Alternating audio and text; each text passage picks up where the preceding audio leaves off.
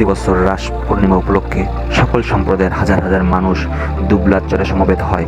বন বিভাগ বলছে, সুন্দরবনে যে স্থানে রাস মেলা হয় সেটি সংরক্ষিত বনাঞ্চল।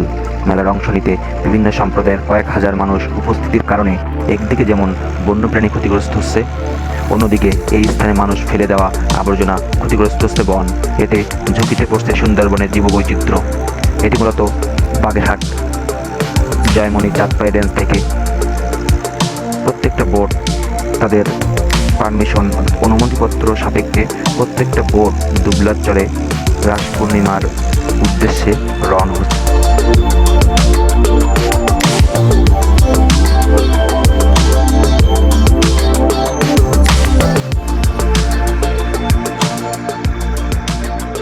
প্রতি বছর কার্তিক মাসের শেষ অগ্রহায়ণের শুরুতে কৃষ্ণপক্ষের পূর্ণিমায় সুন্দরবনের দুবলার চরে আলোর কোলে 3 দিন ব্যাপী রাস মেলা হয়।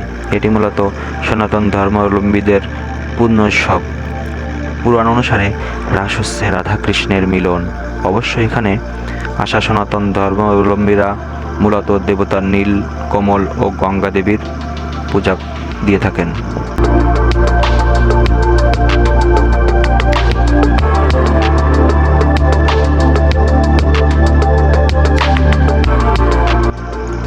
আমরা যখন সুন্দরবনে বোটে করে যাচ্ছিলাম তখন প্রাকৃতিক দৃশ্য আমাদের মন কাড়ছিল।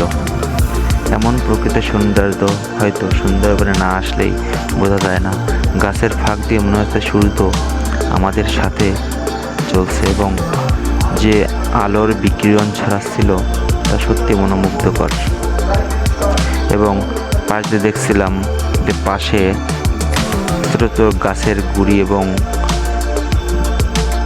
বন থেকে যে গাছ ভেঙে ভেঙে পড়েছে সেগুলো নদীর কূল ঘেঁষে স্রোতের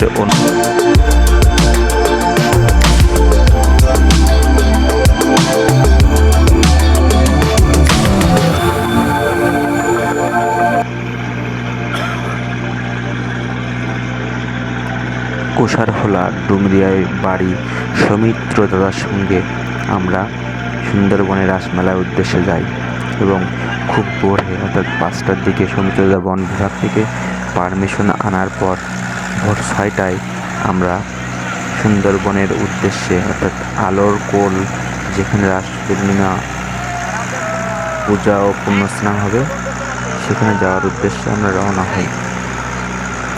আমরা যখন যাচ্ছিলাম তখন আমাদের বোটটা মনে হচ্ছিল অন্য বোটের সঙ্গে পাল্লা দিয়ে চলছে এবং একটা বোট আর একটা বোটের সঙ্গে যে মানুষগুলো তারা মনে হচ্ছে আমাদের কত দিনের পরিচিত। দেখা হলে তাদের সাথে কুশল বিনিময় এবং একসাথে চলছিল।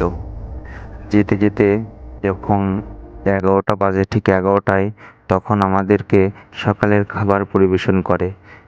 বলা ভালো এর আগে খুব সকালে আমাদেরকে ডিম সিদ্ধ এবং চা ইত্যাদি পরিবেশন করেন এবং যখন 11টা বাজে তখন আমাদেরকে সকালের খাবার দেন। খাবারের সঙ্গে ছিল বেগুন ভাজি এবং ইলিশ মাছ।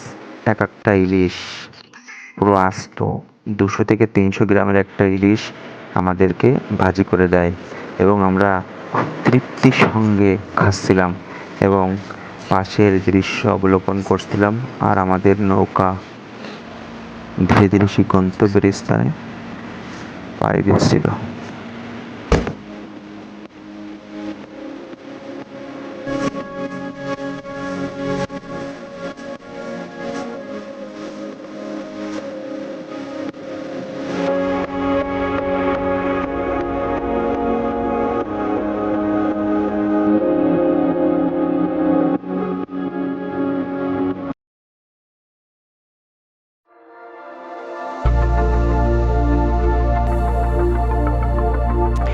আমরা প্রায় 6 ঘন্টা নদীপথ পাড়ি দিয়ে দুবলার চরের আশেপাশে আমরা অবস্থান করছি এবং এই দুবলার চরের থেকে ছোট ছোট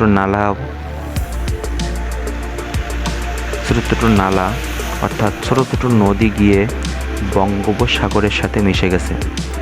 এটা দেখলে ছোট নদী হলেও এখন ভাটা চলছে। যখন জোয়ারের পানি প্লাবিত হয় তখন প্রতিটা বৃক্ষের গাছের গোড়ায় জল থই থই করে। এবং আমরা যাচ্ছিলাম বঙ্গোপসাগরের বাহির সাইডে, সাগর পাড়ে।